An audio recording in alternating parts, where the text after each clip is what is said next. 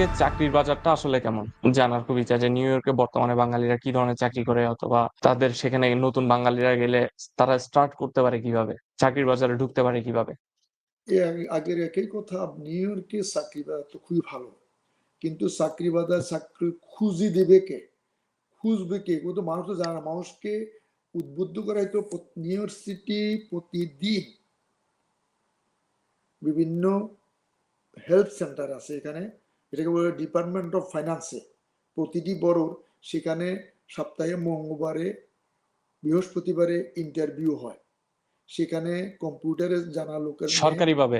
সরকারিভাবে ইন্টারভিউ দিতে হয়। ইন্টারভিউতে পাস করলে পরে সেখানে পুলিশের জন্য যায়, ট্রাফিক পুলিশের জন্য যায়, তারপরে কি বলে বোর্ড এটাকে করেকশন পুলিশের জন্য যায়, তারপরে এই ইঞ্জিনিয়ারের জন্য যায়, তারপরে কি বলে কম্পিউটার প্যারালিগেল, কত রকম ক্লারিক্যাল জবের জন্য, প্রত্যেকটি জবের জন্য ইন্টারভিউ হয়। ইন্টারভিউ পেজ করে তো 20-25 টাকা ইন্টারভিউ ফি লাগে, ওই কি বলে এটাকে অ্যাপ্লিকেশন ফি লাগে। ওখানে যদি টিকে চাকরি তো অহরহ আছে। আর বেশিরভাগ লোক তো আমাদের এখানে দেখা যায় উবার চালায়, কোনো কিছু নাই, ওই টিএলসি লাইসেন্স নিয়ে নেয়, টিএলসি লাইসেন্স নিয়ে হয় ইয়েলো ক্যাব, না ব্লু ক্যাব, না উবার চালায়। আর এখন তো সর্বক্ষেত্রে আমরা একটু অগ্রগামী মানুষ, আমাদের বেশি, আমাদের রেস্টুরেন্টে কোনো অভাব নাই, গ্রোসারি কোনো অভাব নাই, তারপরে স্বর্ণ দোকানেরও কোনো অভাব নেই, বিভিন্ন ব্যবসা বাণিজ্যে আমরা অনেক এগিয়ে গেছি এখন।